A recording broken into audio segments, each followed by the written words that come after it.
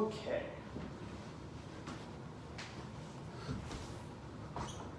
I just reviewed P2. It was really good. I really liked it. So how is the movie Wind Chill? Well, the movie's plot is centered around this one girl, this college student. She needs to go somewhere. It's a long drive.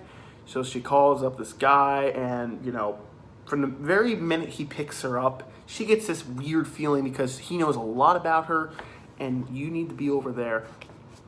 There we go. And there's just like this distrust going on, and you're wondering, is he dangerous? Is she dangerous? Because she's acting weird. And we don't know. But then they get into a car accident on this road that is supposed to be really dangerous and notorious for a bunch of murders or deaths or accidents. And, as they try to find out how they're going to make it out, they start to see ghosts. And they are scared shitless, and they have no choice but to stay inside the car and also try to find other ways to make it out. And that's essentially the movie. The movie is in one spot, one area through the whole film. Movies have done that perfectly. Movies like Devil, Shallows, 40 Centimeters Down, and what are some other ones? I know there's another one. But case in point, one spot location movies can work very well. Frozen, that's another good one. I'd even go as far as say Break, which is a Russian film, which is exactly like Frozen, but a little different because it's on a cable car, not a ski lift. But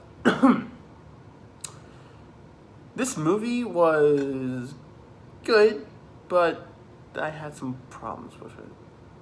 So, okay.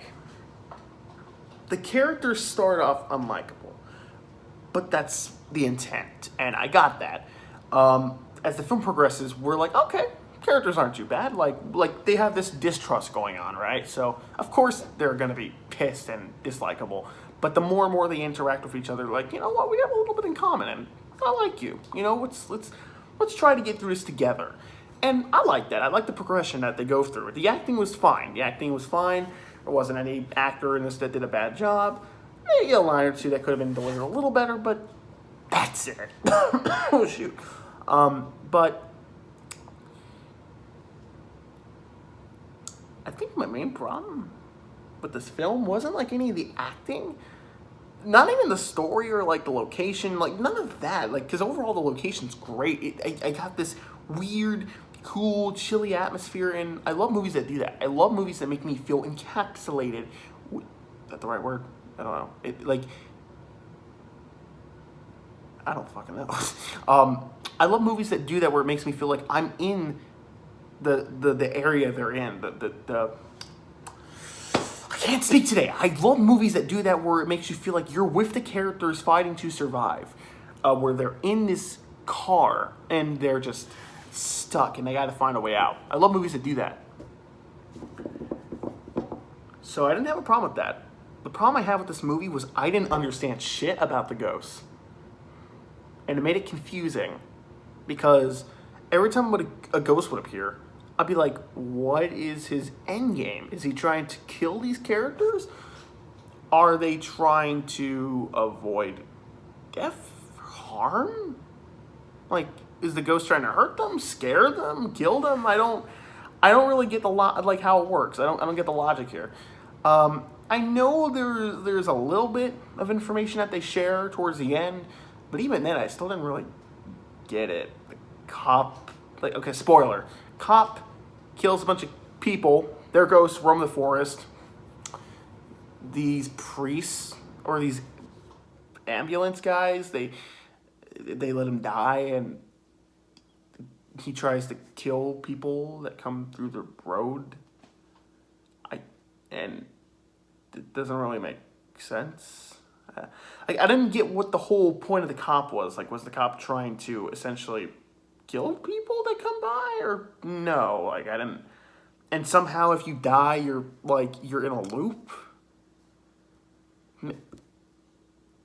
I might. like I feel like the answers are all there, and I just have to like repeat myself, and I can understand it. But I think that's the movie's main flaw, was that there was a little too much like, what's the right word? Like there's a lot of open stuff that they don't really explain very well, and it's kind of left up like you have to literally like go back and see it and try to understand it yourself. And I'm not gonna say the movie's bad for that because I didn't understand it. The movie overall was entertaining. There were moments that were genuinely creepy. The ghost figures that appear are actually really creepy. But I'll admit there's a few times where they try to add a little too much CGI in there. There's a scene where a guy is frozen, and I'm like, bro, that guy is not frozen. That's just a layer. That's just an after effect you layered onto his face. And there's another scene where a ghost like drops his face like that, like his jaw drops, and then a snake appears, and I'm like, bruh, a snake? And it's CGI, and it looked bad, but, I'm forgiven on stuff like that. Hell, I liked Resident Evil Welcome to Raccoon City. I thought the CGI in that film was fine. So it didn't bother me. I know, bite me. But the movie's main flaw in my eyes was just, I didn't understand how the ghost operator worked. Maybe I'll have to rewatch it, but like to understand it, or maybe I'm dumb because I didn't get it. But as of right now, I'll say this film is good. Good performances, good moments of tension with the ghosts and the characters trying to survive. Interesting twist and pretty decent ending. I like how it ended. Like I don't think anything was like bad.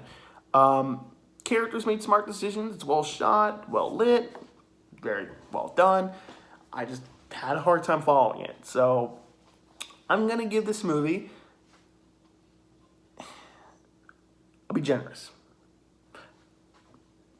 I'll give it a B minus. Yeah, I'll give it a B minus. Yeah, B minus is my final rating on this film. Check it out for yourself. It's on Stars. Maybe you'll like it. Maybe you'll like it. I'm not saying I didn't like it. I'm just saying that it was kind of hard for me to follow.